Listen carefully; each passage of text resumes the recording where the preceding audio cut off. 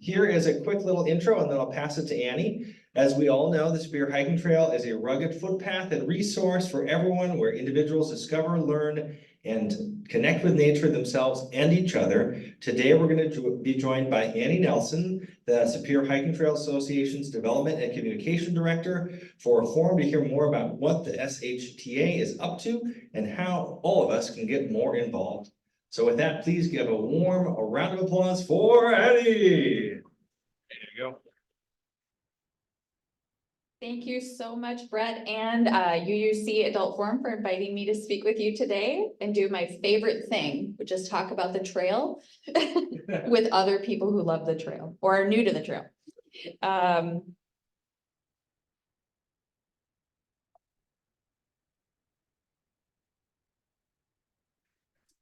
There we go. That's all right. So let's start at the very beginning. The Superior Hiking Trail is a 300-mile natural surface footpath following the ridgeline along the north shore of Lake Superior. It's located on the traditional, ancestral, and contemporary lands of the Anishinaabe people, with 2 tribal sovereign communities near each terminus. And terminus means the very end. And there's not really a start or end to the trail. They can be either. So at each end of the trail. The trail runs from the Minnesota-Wisconsin border southeast of Jay Cooke State Park to the Canadian border, passing through 8 Minnesota state parks along the way.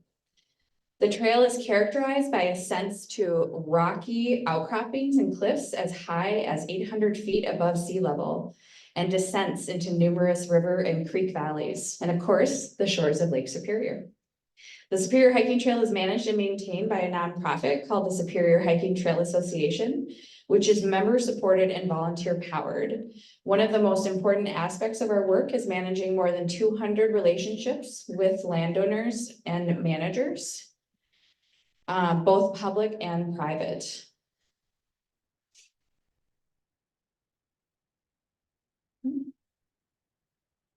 Right now, I'm unable to see all of my notes. For some reason, 1 second. I know what I was going to say because I read.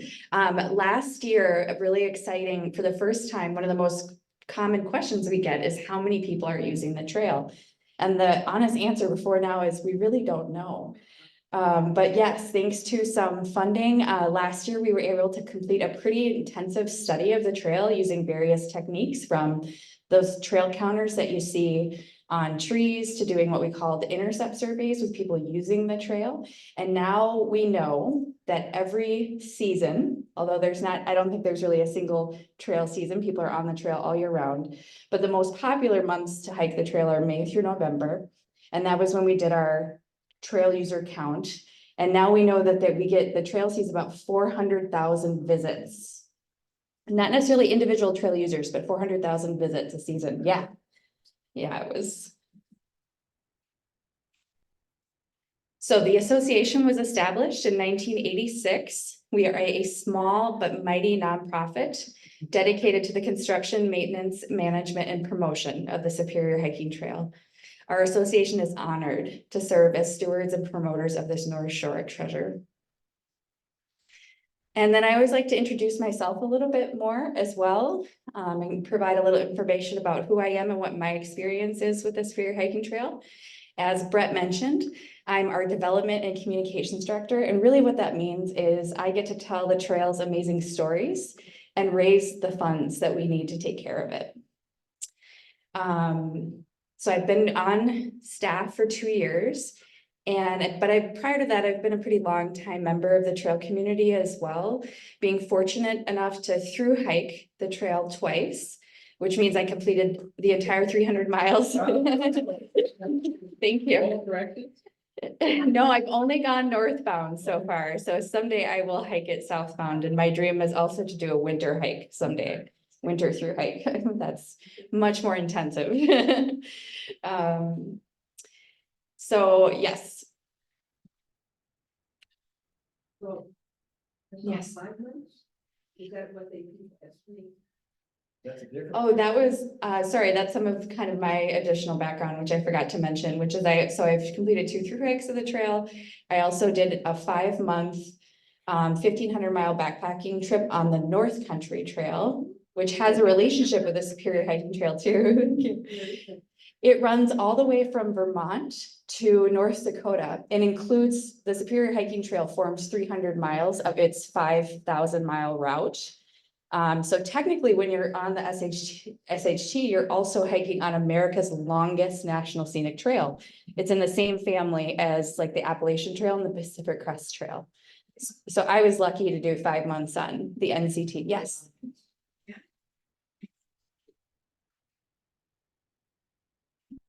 It drops south. So from North Dakota, it runs all the way up to the Canadian border at our northern terminus, then drops south, cuts across Wisconsin. You go to our southern terminus right on that Wisconsin-Minnesota border. And from that point, it's basically cutting straight east across Wisconsin through the Chequamegon, and then you hook onto the UP and then down through Lower Peninsula, Michigan, Ohio, Pennsylvania, New York, Vermont. Yeah, so someday I'll do the whole thing, hopefully, but.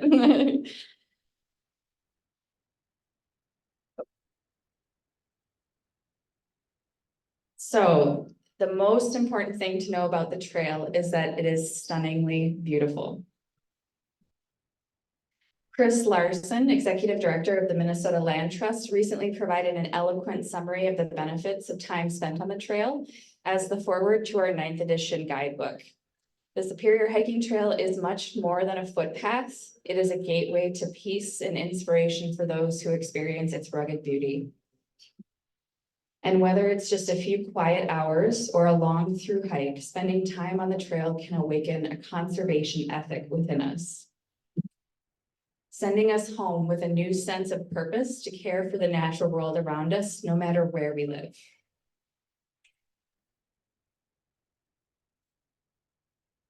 So how did the trail come to be? Yes, this is a photo from its early days. Some of you may recognize on the left, Tom Peterson. I apologize. I think the gentleman on the right might be Leland Shar, but I'm not totally 100% sure. I should have looked that up before I came. But basically, there was a desire to build a trail in Minnesota similar to the Appalachian Trail. So a feasibility study was completed by the USFS, the Forest Service. And the idea was to construct a long distance hiking trail from Duluth to Thunder Bay. So we were then established back in 1986 to oversee the building and caring for the trail in collaboration with public land managers and private landowners along the North Shore. Our main goal back then was to build the trail and promote its use. It was built by contractors and volunteers through the 1990s and 2000s from the Canadian border to Two Harbors. The majority of the funds for the initial miles from Two Harbors to the northern terminus were provided by the Legislative Citizen Commission on Minnesota Resources from the Minnesota Environmental and Natural Resource Trust Fund. This source of funding continues to be critical to our work today. The final sections to be constructed were the Duluth section, one of my personal favorites, which was completed between 2003 and 2007. Duluth at Two Harbors was completed between 2007 and 2013.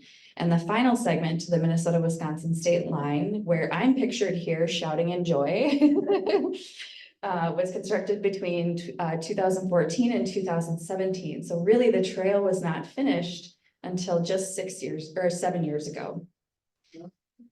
But an important truth about trails is that they're never really done.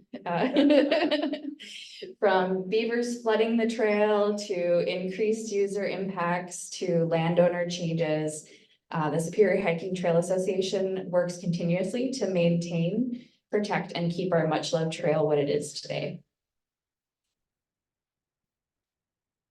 Since it was finished, air quotes, finished in 2017, we've been focused on giving the trail the love it needs to stay in great shape. So that is restoring and improving sections and structures that have been worn down and are now in need of renewal.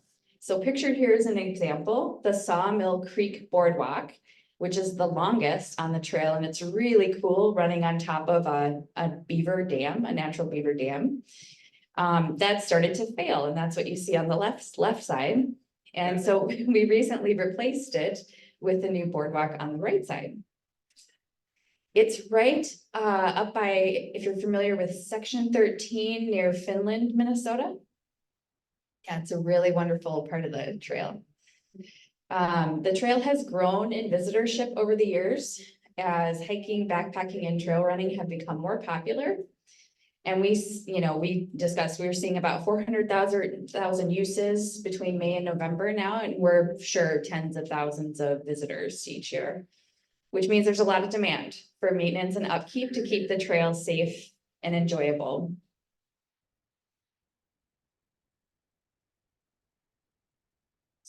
Yeah, so we talked about this a little bit already, but this is another wonderful kind of part of our history story now is that we officially became part of the North Country Trail in 2019.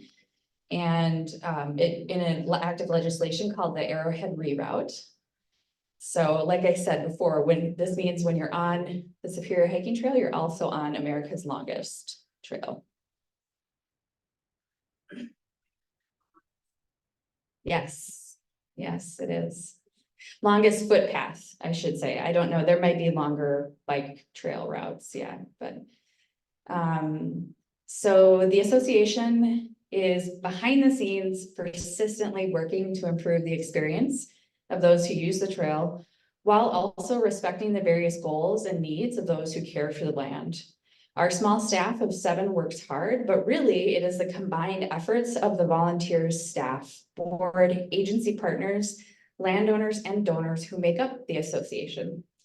We have about 450 volunteers annually who contribute more than 8,000 hours to the trail in one way or another. They can adopt a trail section, so this might be 1 or 2 miles of trail, and conduct annual maintenance like weed whipping, lopping, and clearing. They can also adopt one of our 94 backcountry campsites and maintain them. They build bridges, remove bridges, dig latrines, construct boardwalk, and donate their professional skills or talents. Volunteers are from all walks of life, from conservation corps groups to retirees, to local residents, to those who drive across the state to volunteer with us. And so these photos are showing some of the regular work that we do on the trail. The riveting pictures of us writing grant applications or stuffing membership envelopes, that didn't make it into the cut, but that is also a large part of what we do. Can you explain what they're doing in the upper left hand? Is that a flush? Sure. In this photo, the one of the bridge in the water. Yeah. Yes, that's a bridge that's been washed out. And I believe what they're trying to do there is actually either take the bridge down or maybe even just get it out of the flood so that it doesn't wash away, so they can reinstall it once the water goes down. And for those of you who are really familiar with the trail, you may have noticed that over the years, in certain locations, we've kind of rewilded those rivers instead of installing bridges. Because the reality is that the force of the snowmelt is significant. And in some areas, we just haven't been able to find an affordable engineering solution to keep a bridge in that location. The most well-known location is on that Split Rock Loop. So right now, the cost of installing a bridge up there would be more than half our annual, or more than quarter our annual maintenance budget. So we just can't, in good conscience, put that many funds when there's so much other need on the trail right now, but maybe someday we'll figure it out again. That would be really fun. The idea suggested was that we have a rope we could swing across on, yeah. I was good at that as a child. I may not have the upper arm strength for that anyway.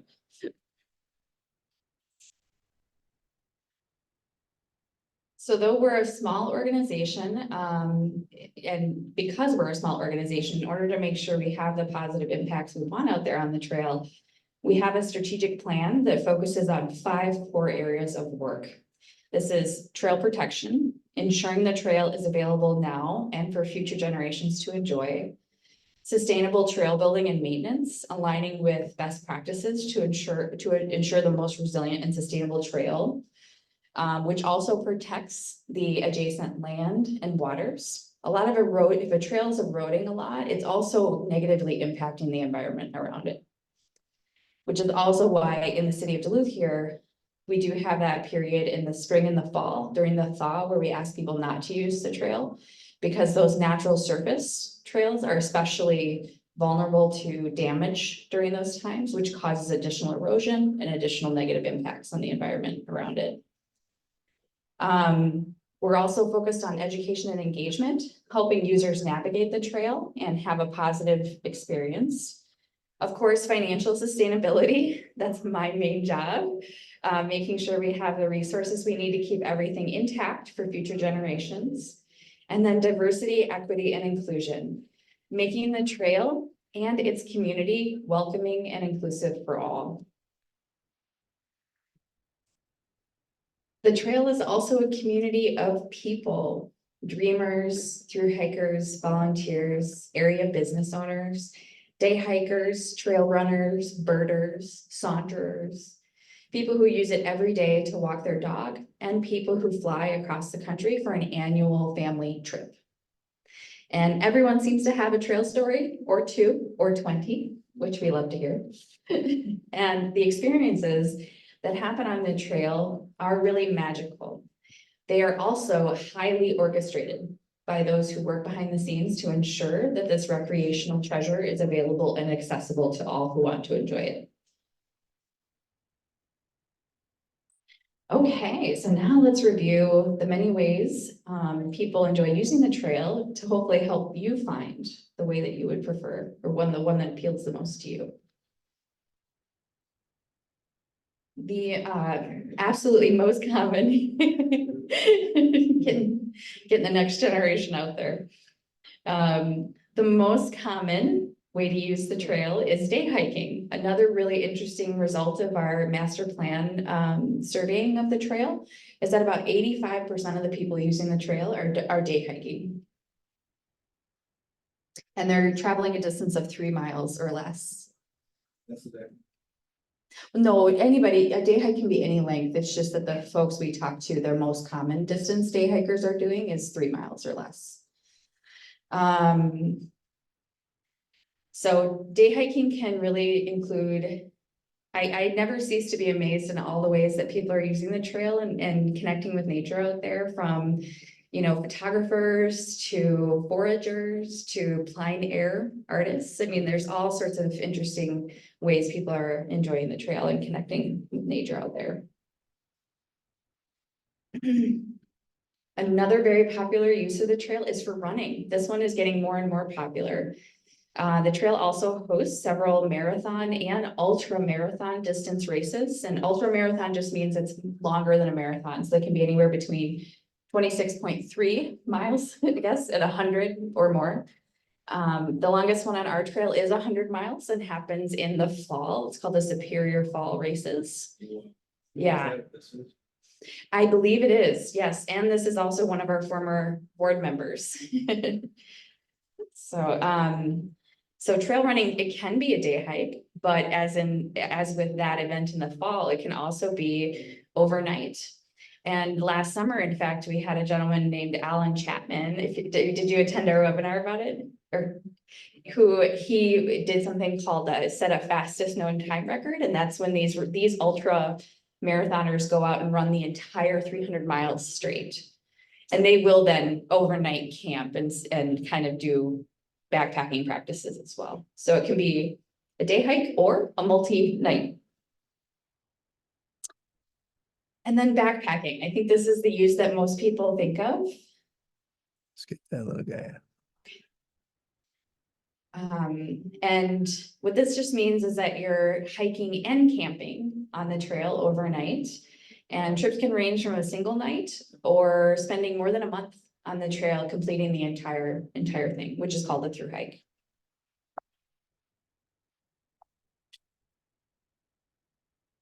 No matter what way we are using the trail, all of us should start with doing thorough research. So congratulations, you're already doing that by being here. The best place to start is at our website. We provide all sorts of trip planning resources and important trail information there. The second step to planning any activity on the trail is to pick up a guide and maps. Review those well, learn about the forest and the conditions and hazards you're likely to face. I, of course, any resource of information that we produce is going to be trustworthy and up to date with information. It's not, there are a lot, but there are other sources of information about the trail out there that are usually pretty good, sometimes really inaccurate. You know, right now, for some reason, Google Maps is showing some of our campsites as closed permanently. They're not. I don't know why it says that. So using Google Maps is not probably the best way to plan a trip. Better to use our maps. And all of these are available on our website's trail store. And then all the proceeds from those sales also go back toward taking care of the trail. The other from left to right, the first, that's our guidebook of the trail. Actually, the 9th edition is the most recent one. This is an outdated picture. My apologies. Then the second one, those are our maps, our trail atlas, and you can purchase the entire map set for the 300 miles, or we have them broken down into smaller sections. And the great thing about our maps as well is that they're available as GPS enabled for smartphone devices. You can actually download them right onto your phone. And the thing I love about them is that they will show you where you are in relation to the trail. It also has a nice little directional arrow. So when I accidentally get off trail, I can hit that arrow and I not only know where I am, but which direction I'm facing so that I can navigate correctly back to the trail. The third one featured here is called our data book. And this is really designed for those folks who are doing more long distance treks, whatever that form may be, backpacking or trail running. And it's intended to be kind of a lighter, smaller, easier planning resource to bring out on trail with you.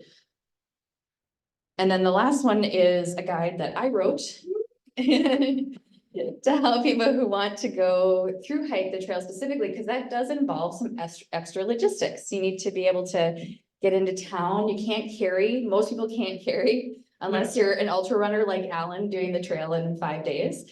Most of us can't carry all the food we need for a month on trail. So there's a lot of extra logistics of how you kind of manage or take care of yourself during a trek like that.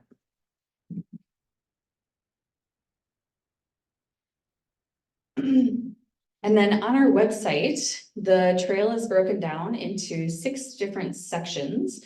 So if you go to the homepage, you'll see trail section. So you just click on that and then you'll get to a page that looks like this. And then you can dig down deeper into each individual even segment of these sections. So for the sake of this presentation, we're going to show what doing that for the 2 harbors to Silver Bay section would look like. So if you were to click on that green arrow beneath that, then you would get to the 2 harbors to Silver Bay page. And then you can hover on over these, if you can see my arrow over the blue, these are the segments of this section. And each one will then give you additional information. So let's look at the Lake County Road 301 to Castle Danger. On the segment page, you will find the total length of that segment, directions, a brief description, and any related trail alerts. And also if there are any campsites on that segment. These maps on our website are more for reference in planning, not for navigation. So we also highly recommend for both safety and ease of use to use our Avenza or Trail Atlas maps. Another page on our website, which is always good to check, is our trail conditions page. This is where we'll have things like kind of general trail alerts that may be affecting the entire corridor. So for example, recently I had to put up an alert that there were really, really icy conditions developing out on trail. With our recent 24 inches of snow, that's probably no longer the case until it all melts again, thankfully. But so things like that will be on this page. It also has, though, those same 6 sections of the trail, and any alerts impacting those sections will be listed there as well. So another example of this would be near Silver Creek, which is just outside of Two Harbors. We did have to close down a short section of the trail to build a reroute at the request of a landowner who allows the trail to cross their property. And we're working on that right now. But while we're doing that, there is a short road walk around that adds a little bit of distance. So that's information you definitely want to know before you get to that section, because it could add additional time to your hike that you weren't planning on. Another great resource of information, if you're online or on social media, is we do have a really large Superior Hiking Trail Facebook group. We also have a page for the association, but this group is really our community members, and there are a lot of very experienced folks in there who love sharing advice. If you have kind of a plan for your trip and you want feedback, like, is this doable? Am I thinking too big or anything? Or what about this gear? Is this gear good to bring on the trail? This is a great place to ask these questions. You're also welcome to email us any of those questions or call into the office as well.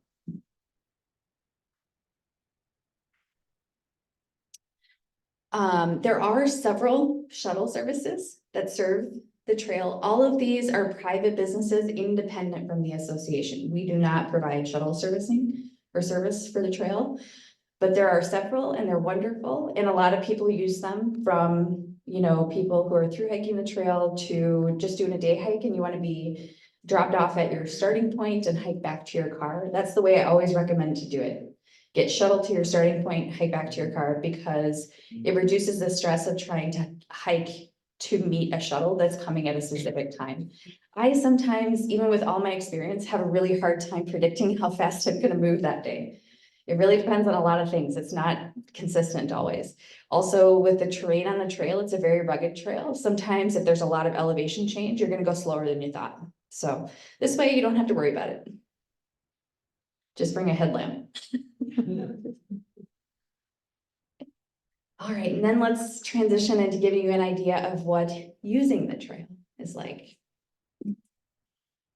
We try to make it easy by providing clear signage throughout the trail, which you can see pictured on the left.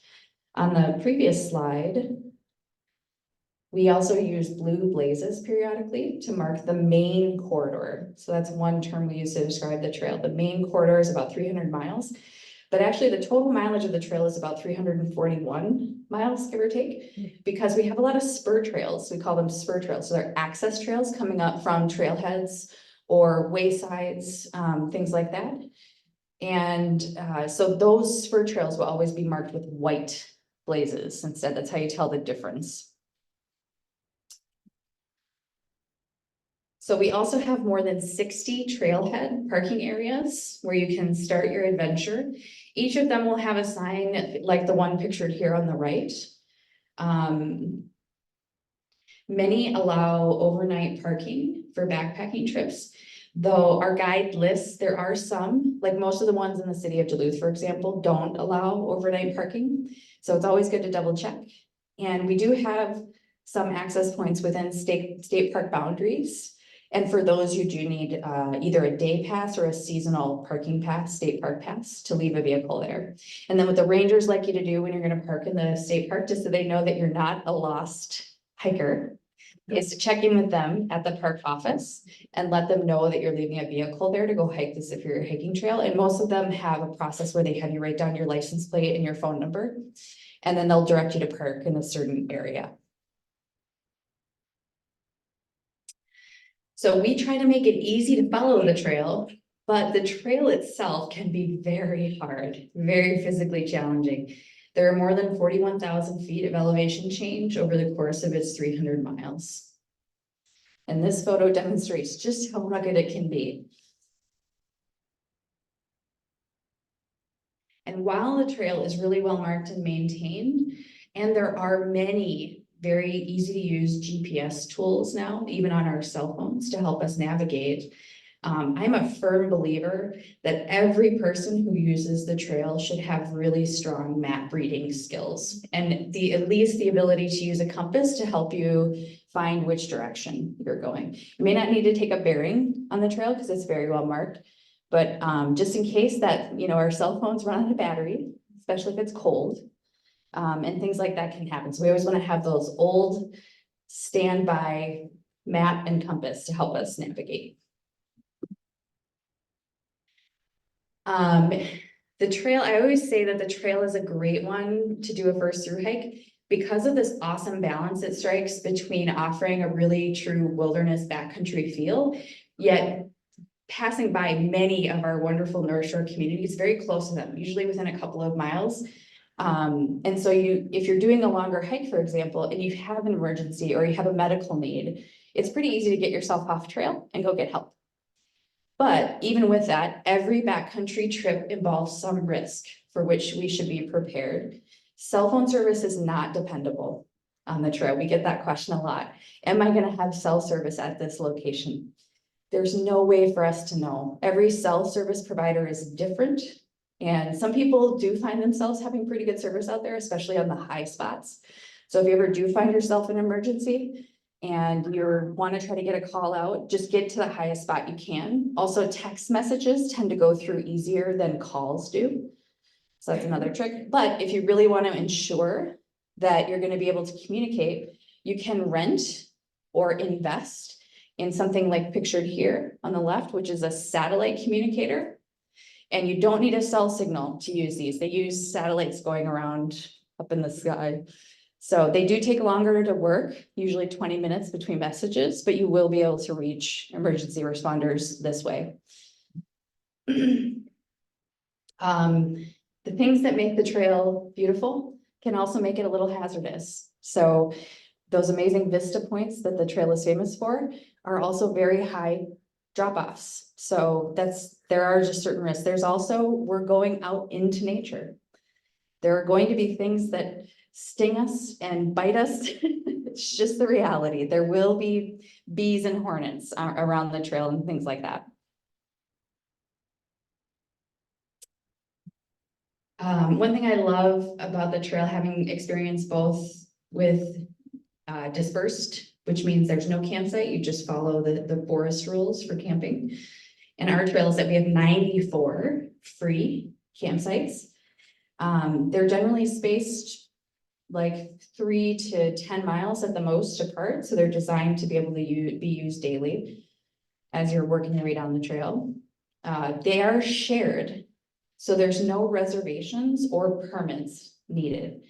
There are some campsites or campgrounds in the state parks that are close to the trail that are convenient to stay in. Especially like Judge Magny is a really convenient place to stay because there's not a campsite for a while on the trail there. Those you do have to reserve. Every campsite features a fire pit, a latrine, and several tent pads. This is a 5-star luxury. And that's how we get them out there. Is that how you get it back to? Oh, I don't think so. I'd like to see the system on how they do that. Yeah, so yeah, latrines are wonderful. We have them at each one. And for anyone who's dug a cat hole in the height of bug season, we know how great these are. Very uncomfortable. Another thing I like to do when I'm introducing the trail to folks, I'm sure many of you know these terms, but trail people love slang. We use a lot of lingo these days. It can be very confusing, especially in that Facebook group. People use a lot of this. So I thought we'd have a little fun with this. Does anybody know any of these? If you know one, would you raise your hand and yeah, go ahead, Brett.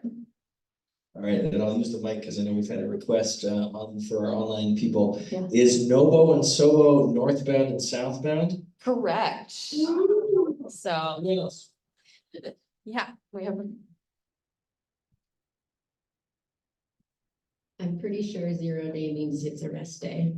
Exactly. It's a day when you hike no miles. Right. So, and then section hike and through hike. So there's kind of, when you're doing hikes, there's kind of three terms: day hike, section hike, through hike. So day is just a single day on trail. Section is when you're doing a short section of the trail.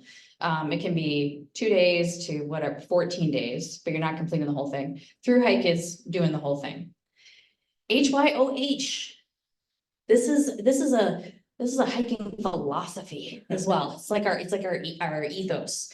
It stands for hike your own hike. What can be hard sometimes is when we see people, you know, we think, oh, I have to hike the trail the way that they're hiking it. That's how you do it, right? Thankfully, hiking culture isn't like that.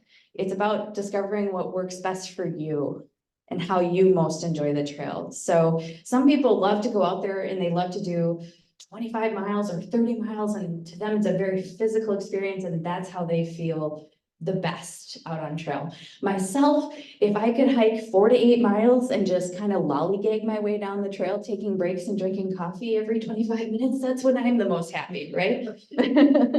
I like to stop and look at everything, you know? So there's no wrong way. There's no single right way. And then base weight is a term people use to describe how much their pack weighs. And the tricky thing about this term is that it doesn't include water, food, or fuel. Can anybody guess why people don't include that in their base weight? It changes almost immediately. Yep. So when people are trying to kind of, there is especially on the SHT2, there's a pretty big culture trying to lighten the load these days, because people believe it makes it easier, to get down the trail, which is pretty true. But you shouldn't ever feel like you can't go because you don't have the newest or lightest gear. Believe me, everybody's having fun out there, no matter their pack size. And what about bonk? Oh, sorry, I forgot bunk. Bonk is a term for when your blood sugar crashes. One thing that's really, really fun about the trail, any type of usage, is that we start learning that the limits, or what we thought our limits were, are not. That we're actually quite capable of doing more than we think. But it is also still an endurance sport, essentially. If you're going out all day for a hike, or you're going out for multiple days, right? We're using a lot more energy and burning a lot more calories than we're used to. So that it can take a little bit of adjustment to figure out how much you need to eat and when. And so when you don't have enough calories, and food equals fuel on the trail. When you don't have enough calories, you bonk. And it makes it really hard to keep going, and you have to keep going because you have to get to camp. So the Superior Hiking Trail is also a big promoter of leave no trace principles. There's 7 of them. This is what keeps the trail amazing for us all to use. And there's another common phrase is being a trail angel. This is more common in the through hiking culture, but it's pretty amazing. Like when you're through hiking, you haven't had fresh fruit for 2 weeks. When a day hiker pulls an orange out of their backpack and gives it to you, it's like the manna from heaven. It's the best thing ever. So that's a type of trail magic, or being a trail angel. But another way to be a trail angel is to follow these principles so that when the next person gets to the campsite you were at last night, there isn't, say, a pound of chili mac dumped in a tree right next to their tent, like I discovered one night, or clearly someone brought out this kind of foam roll to use as a sleeping pad, and that's fine. It's fine to be a beginner. But when it didn't work out for them, they ditched it at the campsite, which does not have housekeeping service. So this foam roll is going to be there until somebody brings it out, probably the campsite maintainer.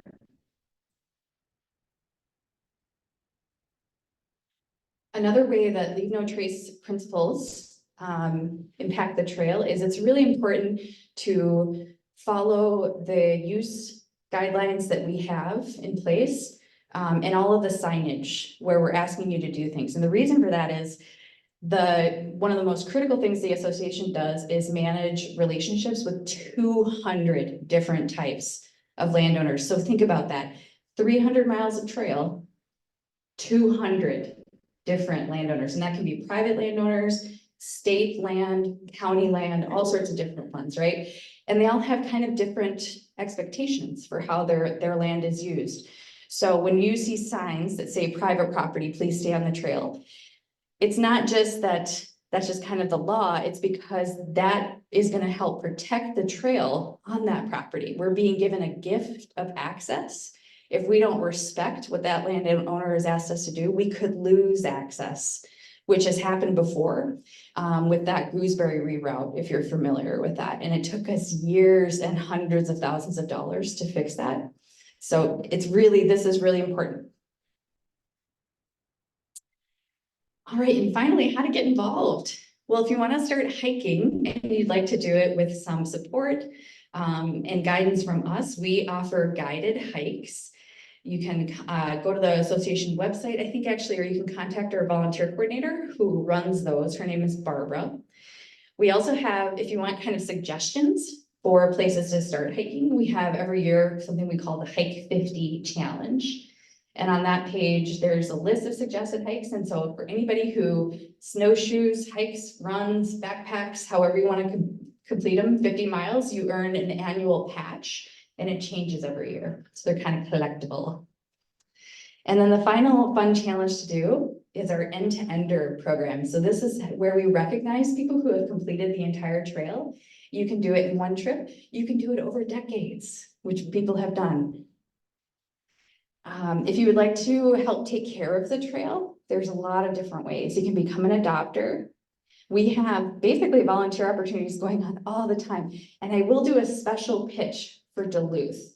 Duluth needs help. We really need help. We're having a hard time recruiting volunteers for our Duluth projects right now. And there's an amazing contractor we work with down here, Larry, who's been working with the trail for decades. He knows it in and out, and he's really fun to work with. So, and they're generally short, single day projects. You can come out, and there's more information on the website. Then we have kind of our bigger multi-day projects. These are ones that are really gonna like change the trail and improve it for years and years to come. You'll be able to go back to those sites and feel a lot of pride that you improved the resiliency and sustainability of the trail. There's also a great way to meet new trail friends because we host our volunteers for these ones in campsites for free. We feed you. There's a lot of camaraderie at night.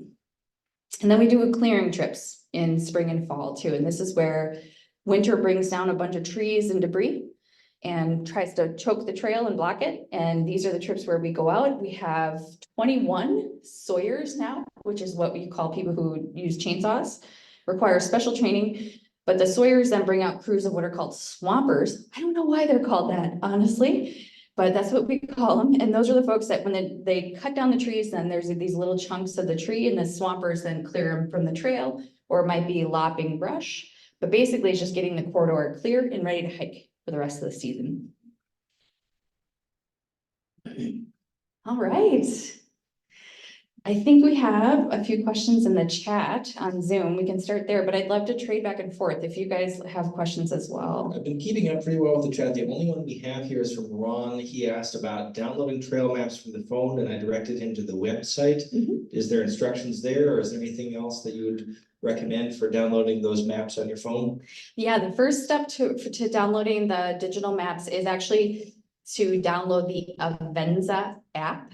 So using an iPhone or any kind of device, if you just go into the app store on your phone and it should be free. The Avenza app is free. And then once that's installed on your phone, it has a map store. So then you go into the map store and just search for Superior Hiking Trail. And the full atlas, as well as those smaller sections, are available for purchase and download. Another benefit of purchasing the digital maps, which I love, is that anyone who has loved trails for a long time knows that they change constantly. So if you have a guide from 2007 or maps from 2013, chances are that's not the same trail as it used to be anymore. And so you kind of have to re-update your maps a lot when you're an outdoors person. With our digital maps, we update them and that you get them for free. They'll update for free on your phone. For those less hardy, could you comment if you have any, and then not wanting to camp out. Mhm. Do you have any lodge to lodge hikes that are organized? We don't at this time. We have in the past, though, and it's an idea that we love and we're looking into developing in the future. But I will say, most of the lodges on the North Shore are really familiar with the Superior Hiking Trail. And a lot of them actually have shuttling that they'll do too. So you can stay, like Odyssey Resorts has several lodges. They're also a business member of the association. And they have a shuttle. So I know that some folks who are looking for that experience will stay with them and then they'll kind of use them to help shuttle back and forth and do shorter day hikes. Yeah. But more to come on that too. Maybe someday we'll offer it again. It would be a really fun thing to do.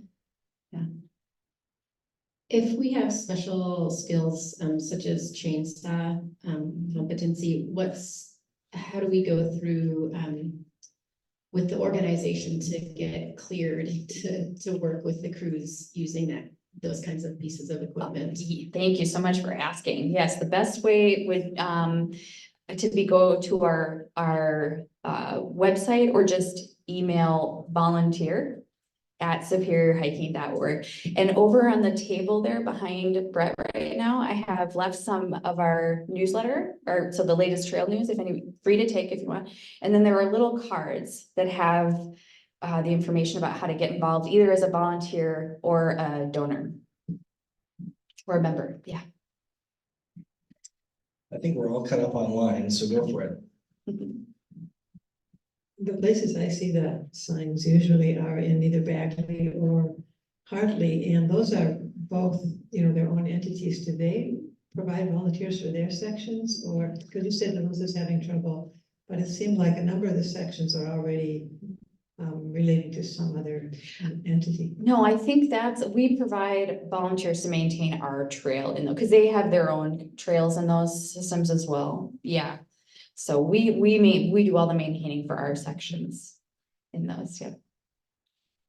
I have one for you then, Annie, because your story is so interesting. How did you first get involved with the Spear Hiking Trail? I found it by accident, as a lot of people do. I fell in love with kind of wilderness trips when my cousins took me to the Boundary Waters for the first time when I was 30. I grew up here. I'd never been. And I became desperate to make up for lost time. I realized how magical and special what we have up here in the Northwoods is. But none of my friends in the cities at the time liked to go camping. So I decided to just go by myself with me and my dog and headed up the Gunflint. But on my way up there, I didn't have a place to camp. So I stopped at an outfitter and they actually told me to go camp at one of the group sites on the Spear Hiking Trail, which we actually kind of ask people not to do now. But just because there's a lot of people backpacking. So now I would go to one of the forest campgrounds, but that was how I found it initially. And it was fine. The site wasn't too full. And then I realized here I was going all the way up to the Boundary Waters when there was this trail I hadn't known existed running 300 miles from, the Minnesota-Wisconsin border all the way up to the Canadian border. So then I got into backpacking. Yeah. More online here, and I'll be mindful of time here too, and Annie can be available for other questions. Could you spell the name of Avenza? Yes, I can. A is in apple, V is in Victor, E is in elephant, N is in Nancy, Z is in zebra, A is in apple. Avenza. Avenza. One last question, anyone? All right, big round of applause. Thank you. They're so lucky to have you here, Annie, here, Denise, and the whole Spear Hiking Trail. I know I speak